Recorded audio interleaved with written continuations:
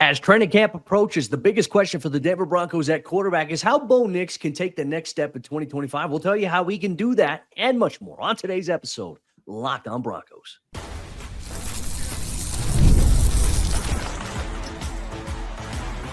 You are Locked On Broncos, your daily Denver Broncos podcast. Part of the Locked On Podcast Network, your team every day.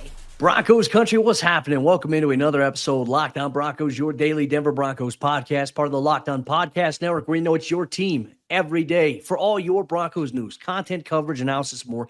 This is the place to be every single day, all year long. A special shout out to all the everydayers out there in Broncos Country. Thanks for tuning in, making us your first listen, however you choose to do so. And if not yet an everydayer, it's easy to become one. Just hit that subscribe or that follow button wherever you get your podcasts, or on YouTube, so you never miss out on what's going on with your favorite team. As always, I'm Cody Roark, Broncos reporter for Mile High Sports. And I'm Sayre Bedinger, site expert at predominantlyorange.com. And here's what you're going to get on today's episode of the show. We are beginning our training camp position previews. Yes, Broncos Country, we are right around the corner from training camp kicking off, and we're going to look at every position battle, and all the key storylines that accompany that. But more importantly, we're going to start things off by taking a look at the Broncos adding a new quarterback member to a tight quarterback room from last season, a new face, and he's also welcomed in there with Jarrett Stidham and Bo Nix.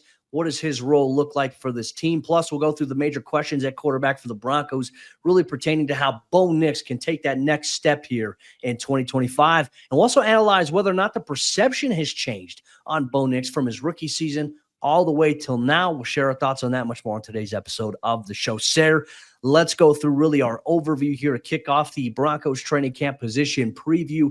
Quarterback. Now, luckily for the first time in a long time, we don't have to go into this preview saying, okay, who's going to be the starter? What's the dynamic of this room going to be? I really think when you look at the big picture right now in 2025, the Broncos quarterback room is set with the starter. They're set with the backup. Though there is a new addition that just makes us wonder, okay, what's the vision here? Obviously, with Sam Ehlinger being added into the mix this offseason. Yeah, last year was a really tight group, wasn't it? With Zach Wilson being in the mix, the former first-round pick, and the Broncos had a clear vision for him. They wanted to help him make millions, whether it was in Denver or somewhere else. He leaves for the Miami Dolphins this offseason, and you've got to feel he's got a pretty decent chance to play there as opposed to in Denver, which is why we were a bit shocked to see Jarrett Stidham come back, because he was pretty miffed last year about not being named the starter and felt like he should be a starter in this league. And now he's taken another deal to come back to Denver as the clear QB2 behind Bo Nix, which it's wild to think that it hasn't even been 1 year since Bo was officially named the starter of this team. A lot has happened over the last 12 months for the Denver Broncos, but it's really nice to be able to enter training camp with that clarity at the quarterback position, as opposed to any sort of question marks, any sort of dividing of reps, any sort of this, that, or the other, analyzing every single pass. It just feels like everybody's consuming the Broncos from a completely different seat this year than it was last year.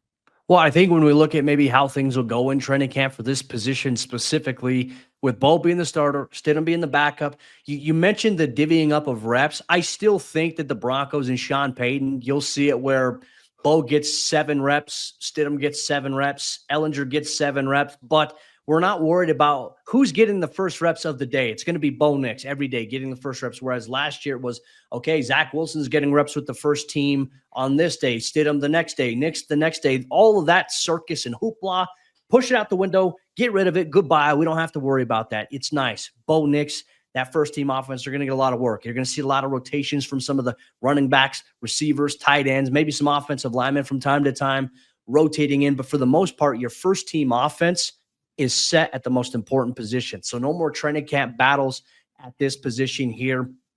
For me, I think we have to look at this position now and really ask the question, okay, with Jarrett Stidham signing on as the backup, with Davis Webb kind of really being that brain trust in the middle of that quarterback room alongside Sean Payton, will they keep 3 quarterbacks on the 53-man roster this upcoming season?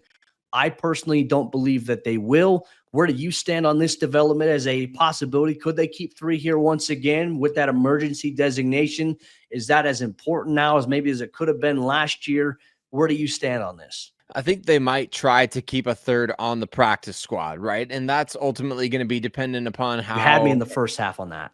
Yeah, yeah, I thought yeah. you were going to say they're going to keep a third on the 53. I was like, what? Hey, wait, he's disagreeing. No, I actually love the idea of allocating that roster spot elsewhere and keeping a guy on the practice squad, but that's going to depend largely on how good of a preseason I think you see from QB3, right? For Sam Ehlinger, it's going to be that, well, if he plays well in the preseason, teams aren't going to let him slide through waivers, right? And teams are always looking for upgrades in their backup quarterback situation. Even teams that are, they have injury prone guys at quarterback, they might be looking for a third player. So to me, that's where you're going to find that.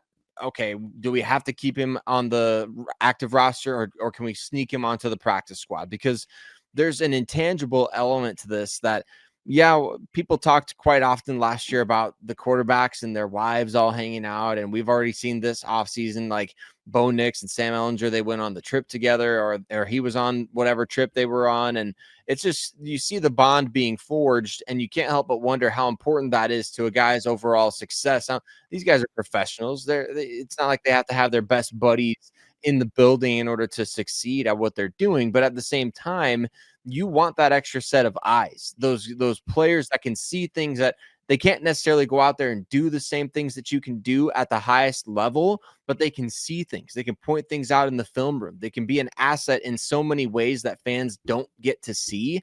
That's where I think that this determination might be made for Sean Payton and his staff. Well, and my biggest question too is, okay, if you have to worry about, some other teams in the preseason maybe looking to get Ehlinger, because I think more importantly, you and I are in agreement on this. Ehlinger will probably be waived when roster cut down happens and then brought back onto the practice squad, where I think he'll be on the practice squad all year. You may see a couple of elevations, and then designated as the emergency guy just in case here. But we haven't seen that situation really pop up in the NFL since that happened to the 49ers and Brock Purdy. But who you play in the preseason usually could be a good indicator of, hey, they may keep an eye on that, especially in a backup quarterback situation. San Francisco, they just locked up Brock Purdy to a long-term deal. Could Ehlinger maybe be on their radar if he's impressive in joint practices or in that preseason game? Could they be like, hey, we'd like maybe this guy to be a system fit for us? Arizona Cardinals, obviously, if Kyler Murray was the backup situation look like there? I'm not privy to that right now at the top of my head. And then the New Orleans Saints, who we all know, that quarterback room right there is just interesting there in that third and final preseason game. So he could be potentially on their radar. But overall, no really big developments with this quarterback room because of the fact that you finally have that position solidified for the first time in a long time. Sayre, that's exciting to me. I know we've been covering this team for a long, long time, and almost every year we've had the conversation of quarterback battle. Who's QB1? Who's QB2? That question hopefully doesn't have to be even brought to the forefront for another 20 years or 15 years from now. We'll see how long Bo Nix decides to play, but hopefully things go as the Broncos hope so with Bo Nix and the pairing here with Sean Payton. Well, Broncos Country, want to know your thoughts on the quarterback position. Do you think that they'll carry 3 on the 53-man roster this upcoming season, or do you think that Ehlinger is best delegated right now to the practice squad, and what that can mean for the roster construction and other positions here? Well, Broncos Country, we're not done here as we continue our training camp position preview on QB. Major questions at quarterback. Well, they're not surrounding who the quarterback's going to be. They're more so surrounding how can Bo Nix take the next step in 2025. We'll tell you that on today's episode, Locked On Broncos. Today's Locked On Broncos podcast is brought to you by friends over there at the Gametime app. And we've all been there, logging on early and waiting forever for concert tickets to go on sale, only to lose your spot for a show that you've been dying to see. Live music should be about making memories, not dealing with the stress of ticket shopping. And that's where Gametime comes in, because Gametime, they make getting concert tickets faster and easier than ever, because prices actually drop as it gets closer to showtime. And you can save up to 60% off with their killer last-minute deals.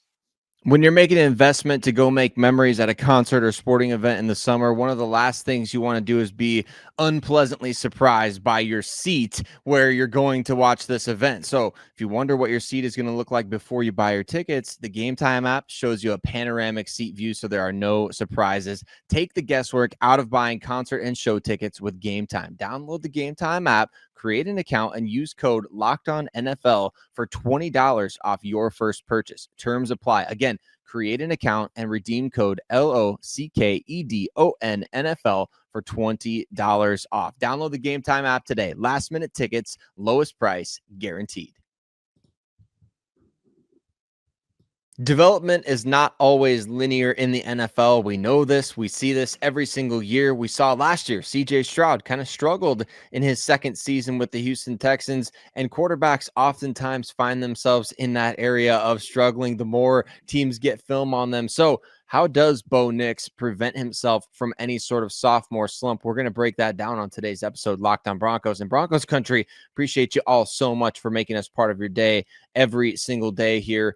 Cody, I think that it's exciting to think about the progression of Bo Nix based on last year. We saw some clear areas that he can clean up, ways that his teammates can help him be better. The running game was non-existent for the most part. And if that takes a step forward, then you figure Bo stands to benefit greatly from that.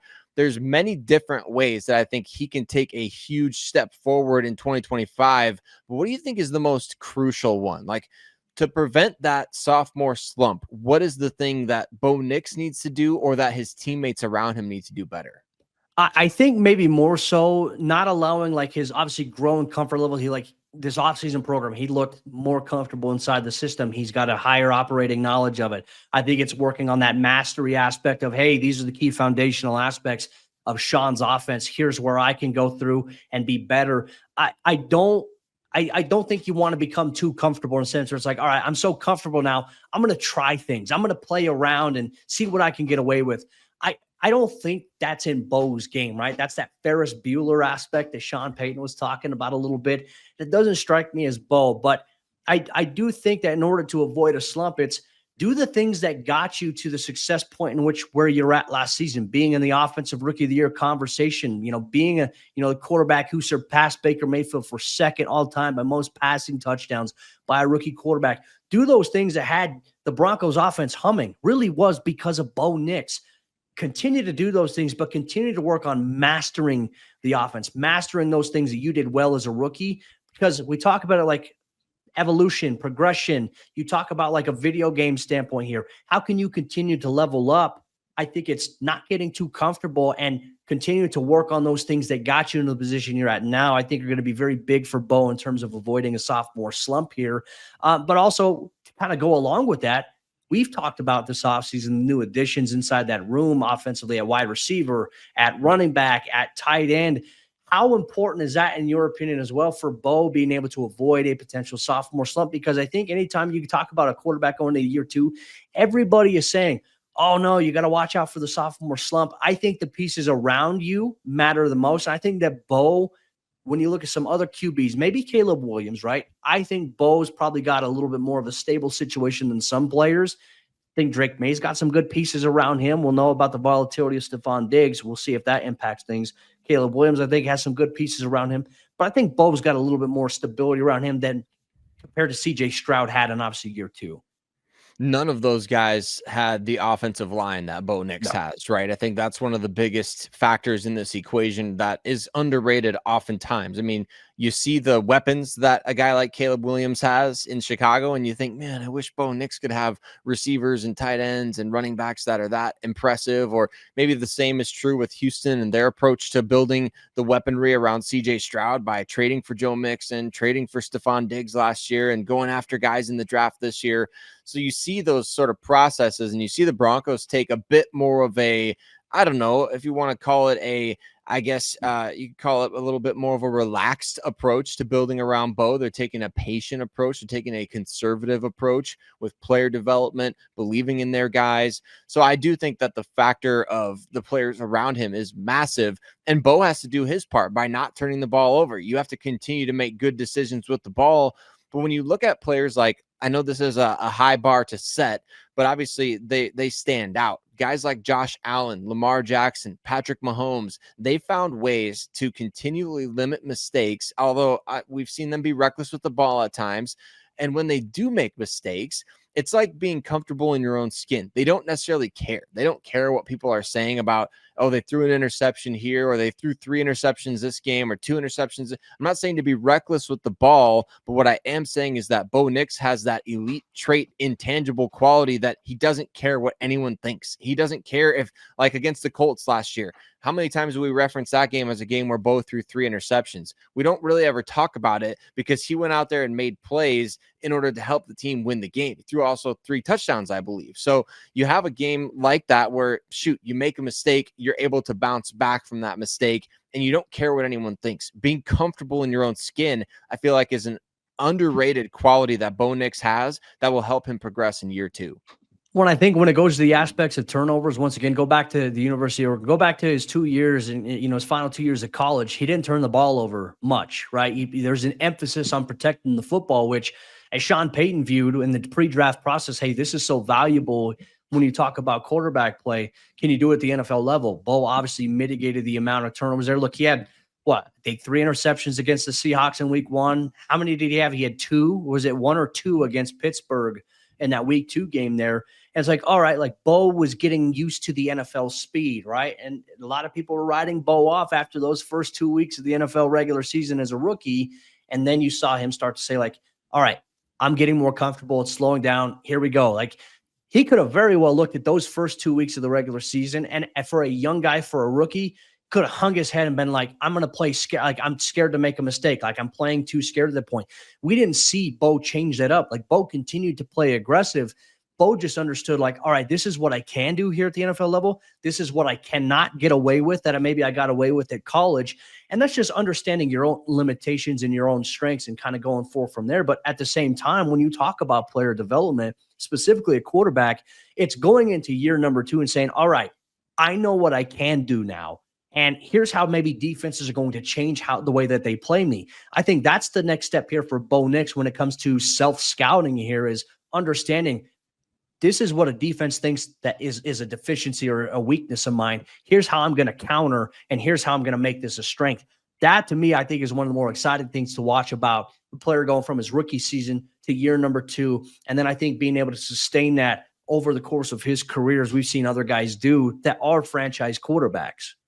Yeah, and just imagine the players around him building that confidence as he continues to build that. Like if Bo is out there making throws that, man, even the receivers that he's throwing the ball to are impressed by. Just imagine that sort of side-by-side parallel growth that these guys are experiencing together. It's really reminiscent of some of the best teams in franchise history. These guys that they felt like they were building something together. I think that's really important when you have these other guys that are building their own individual confidence as well, and Bo is helping them do that. It's going to take everybody to the next level, and working together with these coaches again. It's just that continuity that the Broncos have. I know Sean Payton talks about how you got to wipe the game board clean every single season, and that is important. You do have to make sure that you're not trying to, hey, let's just keep it rolling from where we were last year. You're starting over. Everybody's seeing you differently. There's a different level of respect around the league for what you're able to do. How do you make those adjustments? I think that's going to be key in year 2 for Bo Nix. Well, and another key is this thing called perception, Sayre. And obviously, when you look back at Bo Nix as a rookie, the perception of him before he even played a down to how the perception changed throughout the course of his career. Has the perception of Bo Nix changed here in year 2? We'll tell you what's in a complete 360 on today's episode, Locked On Broncos.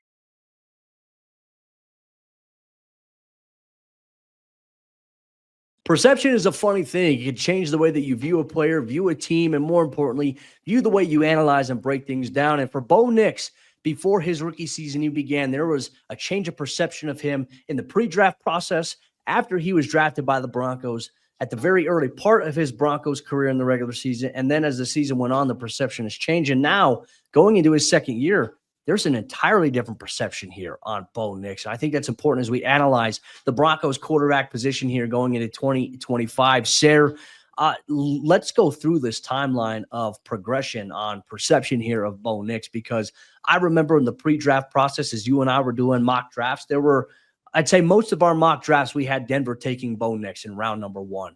And the commentary about us doing that, and ultimately the commentary about if the Broncos do this in the first round of the draft at pick number 12, then certainly they're reaching. I find that to be a very interesting part as to where we're going to start. Yeah, what was the phrase that was used that the Broncos panic drafted Bo Nix at 12th overall? He was a second or third round player at best, that the Broncos just they had to have a quarterback at 12th overall, and they felt like they were going to miss out. So they took Bo Nix, and I think it's so funny to look back, Cody. But you know what's interesting is that we're talking about the change of perception. I don't feel like I've had to go on my Twitter rampages these days and kind of call people out for their overwhelming negativity toward Bo Nix. It's one thing to be critical of a player and be accurate about your criticisms, and all the while, like, I don't understand this aspect of NFL analysis, Cody, which I know that you get this because you hear it and you see it all the time too. Why do we have to kill a guy's career? Why do we have to use our platform to try and bring a guy down to the point to say, to declare him a bust before his first NFL season is already over? I wish people wouldn't do that. And I wish that people who kind of resonate with more of that wouldn't see that what we're doing as like, oh, you guys are drinking the Kool-Aid, or you're towing along the company line. You guys never say anything negative about the Broncos. We are always critical of what the Broncos are doing. What the fact that we're positive, especially about a quarterback, a young quarterback who has not able to, he played his first season in the league. I don't understand why you wouldn't take a positive mindset towards that. And it feels like finally everybody's coming around to kind of where you and I were at about a year ago at this time. Well, I think when you look at the history of the Broncos quarterback carousel and all the training camp stuff, even before Bo's rookie year, like all of that was a traumatic time, I think, for the Broncos Country fan base. And certainly I think it's easy for, these people who are aspiring to be analysts, right? And they do nothing but clickbait and hot takes, but everything's aimed with a negative curve to it. That's what was so popular, I'd say, going back to 2016 all the way through maybe even before last year's training camp preview. It's like we can be critical of the team without being overly negative or like making our analysis personal. And I think that's the fine line that doesn't exist on social media, on Twitter. Like there are a lot of detractors who want to be national analysts that were saying a lot of things about Bo Nix. We're not going to give them the time of day on our platform. I refuse to do that. But you can be critical of a player's performance without making it personal. You can be critical of a process without making things seem like it's an overly, negative absolute. Like I don't deal in absolutes. I don't believe in that. So when we talk about the team, like we have a positive angle and everything. We like to look at things from a 30,000-foot view where it's like, we're going to be in the middle. We're not going to be too positive, but we're not going to be too negative. We're going to look at things and say, all right, hey, this is where things went wrong. This is where they can improve. We're going to provide solutions to that analysis. But as it pertains to the perception of Bo Nix, I remember after that week 1 game against Seattle, I remember after week 2 against Pittsburgh, the comments were ridiculous to deal with on Twitter. They were ridiculous to deal with here on, obviously, the podcast, because everyone's like, yep, see, he was a bust. Like, we already knew it. He's a bust. He's never going to do anything. What did Bo go up and do? He ended up being in the Offensive Rookie of the Year conversation. The man went on to throw 29 touchdowns. He ran for 4. He caught 1 touchdown. He had 34 overall touchdowns throughout his rookie season in the NFL. And it was all after week 4 where he got off to really that slow start. And then he went on a little bit of a tear. He showed growth on a week-to-week basis. And, yeah, there were a couple setbacks. I think that Colts game is a great example because I remember some of those same takes.